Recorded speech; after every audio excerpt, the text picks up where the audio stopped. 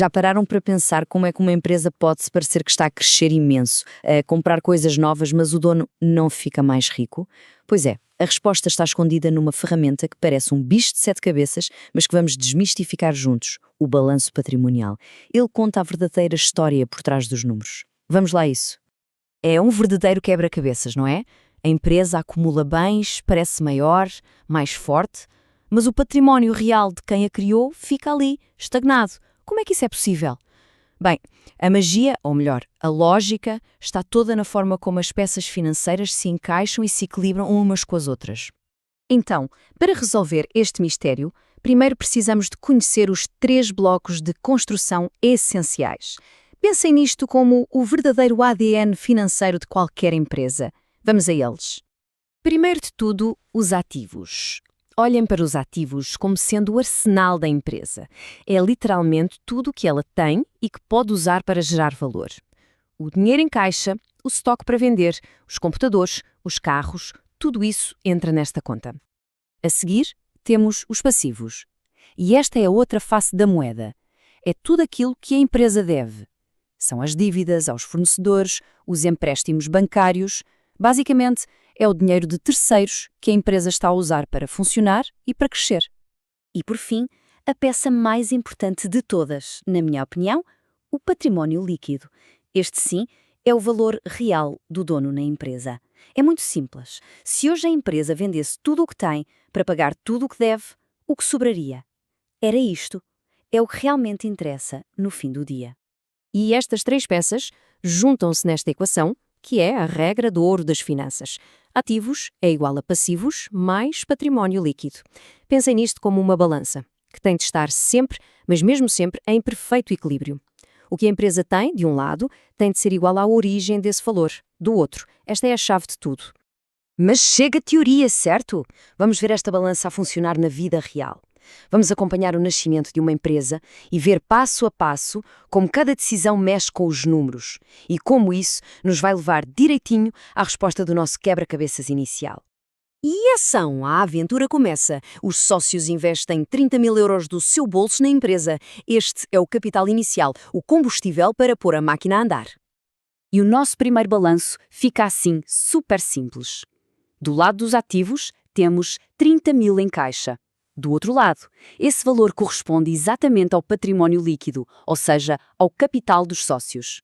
A balança está perfeitamente nivelada, 30.000 de cada lado. Impecável. Ok, primeira decisão de gestão. Comprar móveis para o escritório. A empresa usa parte do dinheiro que tem. E atenção, isto é muito importante. Isto não é uma despesa que simplesmente desaparece. É uma troca. Sai um ativo, que é o dinheiro, e entra outro, o mobiliário. E o resultado é este. Reparem, a composição dos ativos mudou, claro. Há menos dinheiro em caixa, mas agora há mobiliário. Mas e o total de ativos? Continua nos 30.000. E o mais importante de tudo, do outro lado da balança, o património líquido, continua intacto nos 30.000. A riqueza do dono não mudou um cêntimo. Agora sim as coisas começam a ficar mais interessantes. A empresa precisa de estoque para vender, ou seja, um novo ativo. Mas em vez de usar o seu próprio dinheiro, compra a crédito. E com isto nasce a nossa primeira dívida, o nosso primeiro passivo. E aqui está a resposta ao nosso mistério a ganhar forma. Olhem bem para isto. O total de ativos subiu para 38.400. A empresa agora tem mais coisas, parece mais valiosa.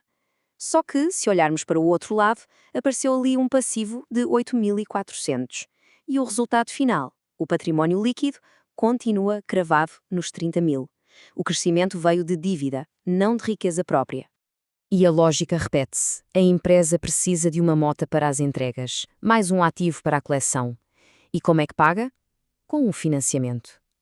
Mais uma vez, os ativos aumentam, mas as dívidas também aumentam na mesma medida.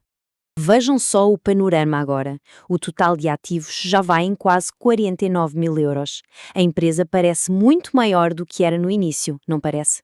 Mas a riqueza real dos donos, o tal do património líquido, continua nos mesmíssimos 30.000.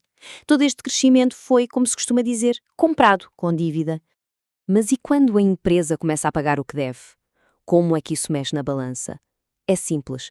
Ela usa um ativo, o dinheiro que tem em caixa, para diminuir um passivo, que é a dívida da mota. E o resultado é este. Reparem como tanto o total de ativos como o total de passivos diminuíram exatamente na mesma proporção, nos 1050, e o património líquido, sem surpresas, continua nos 30 mil. Pagar uma dívida com dinheiro não cria riqueza, apenas reorganiza as finanças. Ok, a mecânica está clara, mas a pergunta de 1 milhão de euros é: e então, para que é que isto serve no dia a dia? Bem, serve para tudo, porque entender esta dança dos números é o que separa a gestão por instinto da gestão verdadeiramente estratégica. Este conhecimento é uma espécie de bússola para as grandes decisões. Ajuda a responder a perguntas críticas como: será que vale a pena investir naquela máquina nova? A nossa empresa aguenta mais um empréstimo? Temos dinheiro para pagar os salários no fim do mês? A resposta está sempre ali, no equilíbrio do balanço. Então, o processo de pensamento passa a ser este. Primeiro, a gente pergunta-se: como é que esta decisão vai mexer com a minha balança? Segundo, o retorno que eu espero deste novo ativo compensa a dívida que vou contrair? E terceiro, com base nisto, avançamos ou não? É transformar dados em decisões inteligentes. E isto não se trata apenas de gerir o presente, trata-se de desenhar o futuro que se quer para a empresa, construindo uma base financeira sólida, uma base que aguente os solavancos do mercado. Porque, no final de contas, é isto que importa. Dominar o balanço patrimonial não é um exercício de contabilidade, é um ato de pura estratégia. É a ferramenta essencial para construir uma empresa que seja resiliente, sustentável e que, acima de tudo, crie valor real e duradouro. Fica a reflexão: qual é a verdadeira medida da força de uma empresa? É a lista de coisas que ela tem?